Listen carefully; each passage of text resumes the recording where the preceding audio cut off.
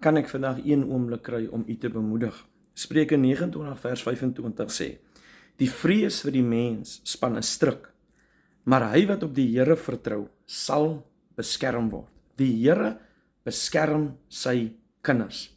As ons vrees vir ons vyande, gaan dit wat ons vrees oor ons kom. Maar as ons op die Here vertrou, sal ons verstaan dat die Here kyk na sy kinders.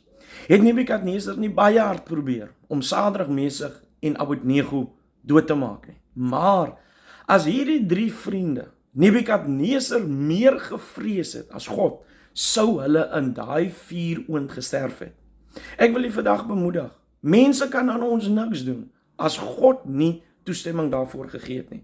Die duiwel kon nie eers behoorlik aan Job vat nie. Die Here sê vir hom, jy kan maak wat jy wil, maar daar's 'n beperking. Jy kan nie aan sy siel vat nie.